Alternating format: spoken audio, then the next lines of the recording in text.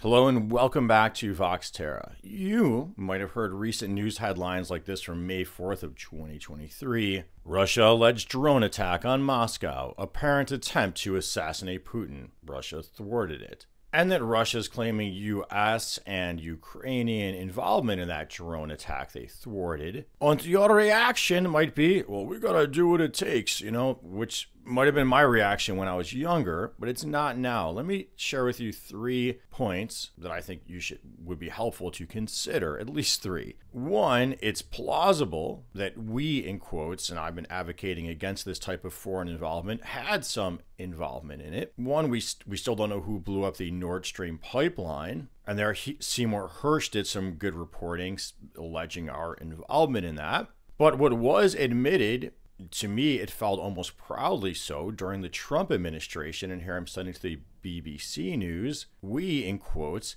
sent drones to kill and did kill an Iranian top general, Qasem Soleimani, which, according to the BBC, the UN expert said was unlawful. And as far as what happened, it didn't happen, and what our involvement was, these stories often don't get disclosed or declassified until decades later, if ever. And when they do, they tend to get very little media attention. Because, getting to point 2 now, they go against the dominant one-sided narratives that make our public get not outraged or not distressed at these events, like I believe we should be. Also, this lack of distress, besides the one-sided media involvement, could be attributed to a poor ability, for lack of a better way of putting it, to sort of flip arguments around in your head and look at it from that other side. Or to quote from the Bible, look at the mote in thine own eye.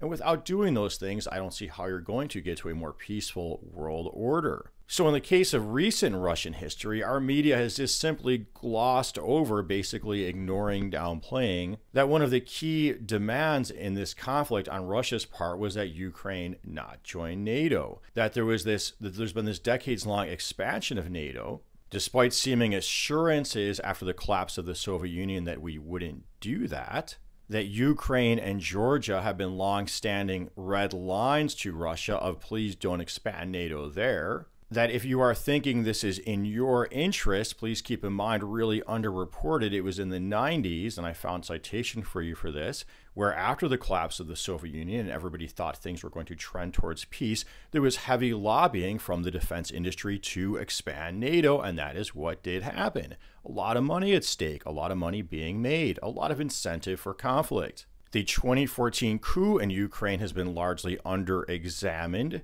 My understanding of that, there was a friendly or neutral government, depending which report you read, towards Russia in there, an elected government, and then that was couped or sort of thrown out in an uprising. But it was a democratically elected government, despite allegations of corruption or what have you. But you can claim that about any government, couldn't you?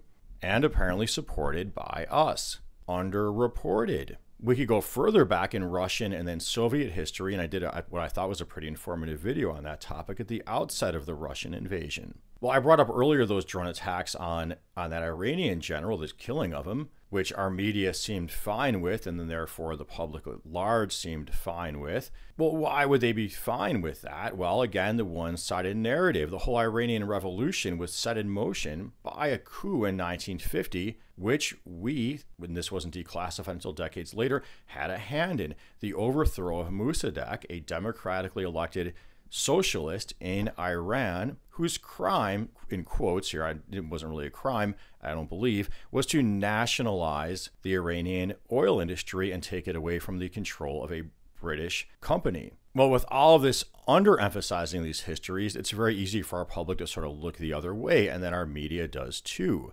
We'll just flip this around and think what kind of world we're creating here. Well, what if it was a different country had launched drone attacks at a country they don't like? What if, let's say, China, who's currently very demonized right now in the media, launched drone attacks killing a top general in a different country? What if after our invasion of Iraq, there was drone attacks on the DC Capitol? What if there was expanding military alliances at our borders, our being either it could be any of the English-speaking countries for that matter, but the United States is the chief one I'm looking at here. How would we or our media or our politicians react to that? Just be fine with it? If Canada had a coup putting in place a government that's not friendly with the US. And then there's a military alliance, maybe with Russia or something of that nature. Would just be fine. Now, again, maybe you're not convinced and you think, well, you know what? This is the kind of world we live in. We got to fight tough. We got to fight dirty. We got to keep things secret. Maybe that's what you think. And I might have thought that at one point too. But my third and last point is looking at this history over my lifetime of these different invasions, covert actions, coups. They never seem to benefit us or the country that we've gotten involved in.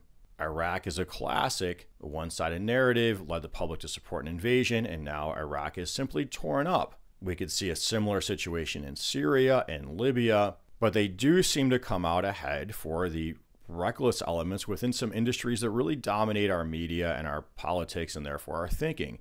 Fossil fuel petrochemicals as well as the defense industry, leaving us in a situation of what looks like endless war on a heating planet. Not a good place to be. Well, I hope you found this interesting, maybe some food for thought, and if so, please make sure you're subscribed to my channel, you're clicking that notification bell so you know when I put up a new video, you're liking, you're commenting. Sincere constructive criticism always welcome. And as always, until next time, peace be with you.